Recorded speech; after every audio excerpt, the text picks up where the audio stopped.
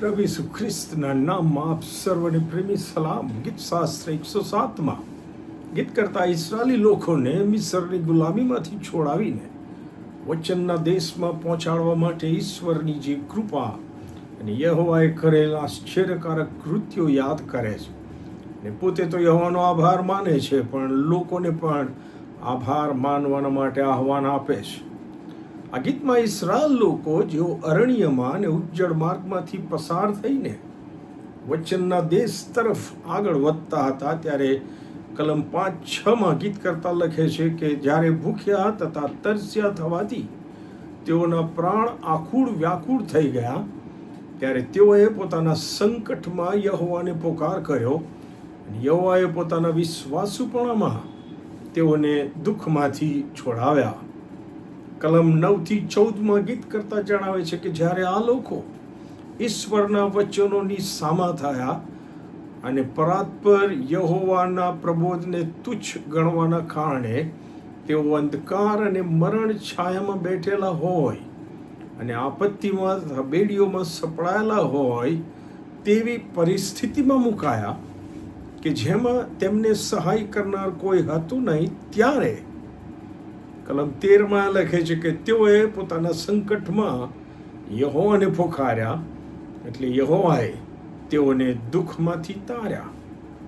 કલમ 16-20 વાંચો તો ત્યાં ગીત કરતા જણાવે છે કે આ લોકો જ્યારે ફરીથી મૂર્ખાઈ કરીને પાપમાં પડ્યા અને પોતાની ભૂંડાઈથી સંકટમાં આવી પડ્યા, ત્યારે કલમ 19 અને 20 કહે છે ત્યારે તેઓ પોતાના સંકટમાં યહોવાને પોકારે છે અને યહોવા તેઓને દુઃખમાંથી તારે છે.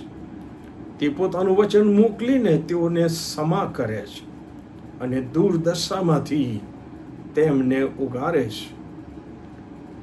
કલમ 22-30 ગીત કરતા જણાવે છે કે જે લોકો વહાણમાં બેસીને ભર દરિયામાં ધંધો કરે છે અને જ્યારે પવનના તોફાનને લીધે દરિયાના મોજા ઉછળે છે અને આ લોકો ચિંતાજનક પરિસ્થિતિ તોફાનમાં સપડાય છે, ત્યારે કલમ 28-30 લખે છે ત્યારે તેઓ પોતાના સંકટમાં યહોવાને પોકારે છે અને યહોવા તેઓને દુઃખમાંથી કાઢે છે.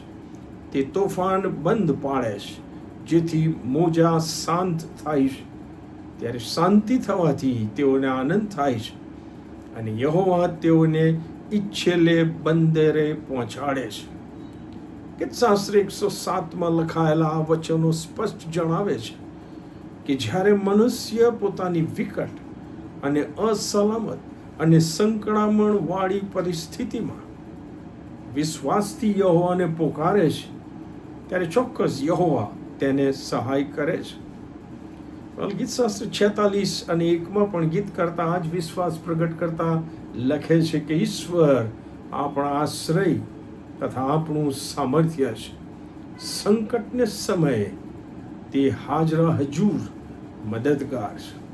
હા વાલાઓ, આપણે દરેકે સંકટના સમયમાં હાજરા હજૂર મદદગાર એવા પ્રભુ યહોવાની સહાયનો અનુભવ કર્યો જ છે.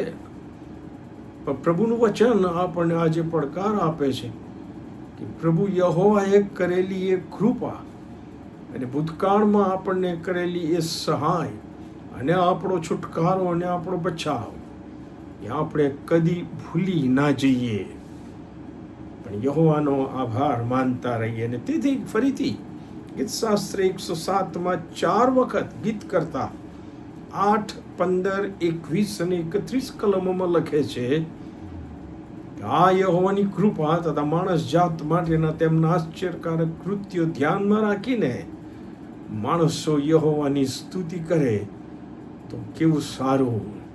Hallelujah, praise the lord, amen.